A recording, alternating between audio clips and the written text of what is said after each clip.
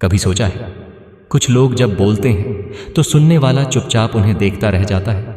उनकी बातें कहानी नहीं लगती, बल्कि महसूस होती हैं, जैसे वो तुम्हारे अंदर उतर रही हों और फिर वहीं कहीं टिक जाती हैं, एक आवाज की तरह जो कभी चुप नहीं होती। क्योंकि सच्चाई ये है कि कहानी सिर्फ वो नहीं होती जो किताबों में लिखी हो। असली कहानी तो वो होती है जो किसी की आंखों में अधूरी रह जाती है, जो किसी की आवाज में कांपती है या किसी की खामोशी में चीखती है। लेकिन ऐसा क्यों होता है कि कुछ लोग वही बात कहते हैं जो हजारों बार कही जा चुकी है, फिर भी सुनने वाला उन पर यकीन कर लेता है? क्योंकि वो जानते हैं कहानी कहने की कला। अब बात यह है कि स्टोरी टेलिंग का कोई फिक्स्ड फॉर्मूला नहीं होता। कोई किताब ये नहीं बता सकती कि कैसे किसी का ध्यान बांधा जाए, कैसे उसकी धड़कन के साथ अपनी आवाज को सिंक किया जाए। ये सब वो चीजें हैं जो सीखी नहीं जाती, महसूस की जाती हैं। सबसे पहली चीज जो एक अच्छा स्टोरी टेलर समझता है, वो खुद की कहानी से नहीं भागता। ज्यादातर लोग अपनी जिंदगी के कुछ हिस्सों को छुपा लेते हैं, डर से, शर्म से, या शायद इसलिए कि उन्हें लगता है कि वो हिस्से उन्हें छोटा बना देंगे। लेकिन असली ताकत तो वहीं छुपी होती है, क्योंकि जब तुम अपनी सबसे कच्ची सच्चाई को सामने रख देते हो, बिना डर के, बिना दिखावे के, तभी लोग तुम्हें सुनते हैं, नहीं महसूस करते हैं। हर कहानी एक इंसान की प्यास से जुड़ी होती है, और इंसान की सबसे बड़ी प्यास क्या होती है? कोई समझे मुझे?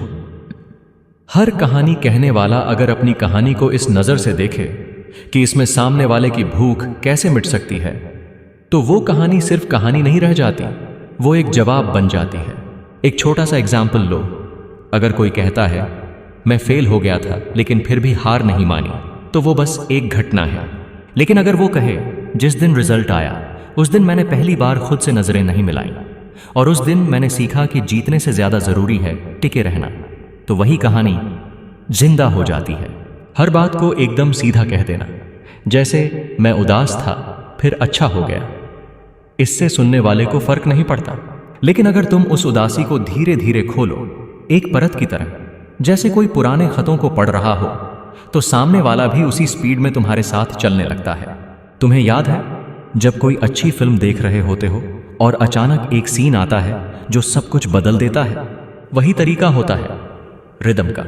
हर कहानी को एक रिदम चाहिए, एक शुरुआत जो क्यूरियोसिटी पैदा करे, बीच में ऐसी गहराई जो बांधे रखे, और अंत में ऐसा झटका या राहत जो कहानी को कहानी नहीं, तुम्हारा एक्सपीरियंस बना दे। फेक पॉजिटिविटी मार देती है कहानी को, क्योंकि लोग आजकल सब समझते हैं। जब तुम एकदम परफेक्ट बनकर कहानियां सुनाओगे, जैसे कि सब कुछ तुम्हारे कंट्रोल में था, तुमने कभी हार नहीं मानी, तुम हमेशा स्ट्रांग रहे, तो सुनने वाला रिलेट नहीं करेगा, क्योंकि वो जानता है कि जिंदगी ऐसी नहीं होती, कभी नहीं होती। असल कहानी वहीं जन्म लेती है जहां तुम कमजोर दिखने का डर छोड़ देते हो, जहां तुम कह सको कि हाँ उस वक्त मैं टूटा था लेकिन मैंने वहां से उठने की कोशिश की। बस यही ऑनेस्टी तुम्हारी कहानी को अलग बनाती है। हर क्लैरिटी के बाद एक नया सवाल पैदा करना चाहिए, क्योंकि क्यूरियोसिटी ही वो फ्यूल है जो इंसान को सुनते रहने पर मजबूर करती है।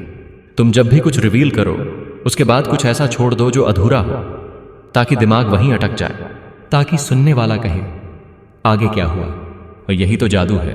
अब एक छोटी सी पर्सनल बात बताता हूं। मैंने भी जब पहली बार अपनी कहानी लिखनी शुरू की थी तो बहुत कुछ छुपा लिया था।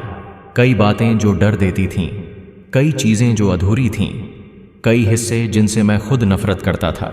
पर फिर समझ आया, अगर तू खुद को पूरी तरह नहीं दिखाएगा तो तेरी कहानी भी आधी ही रहेगी। और सच मानो, जब तुम खुद को पूरी तरह सामने रख देते हो तो कहानी तुम्हारे हाथ में नहीं रहती, वो उस इंसान के पास चली जाती है जो सुन रहा है, और वहीं पर जादू होता है। अब तुमसे एक सवाल है, क्या तुम अपनी कहानी कहने के लिए तैयार हो? लेकिन यह सवाल इतना सिंपल नहीं है। ये सिर्फ लिखने या बोलने का नहीं, ये खुद से टकराने का सवाल है।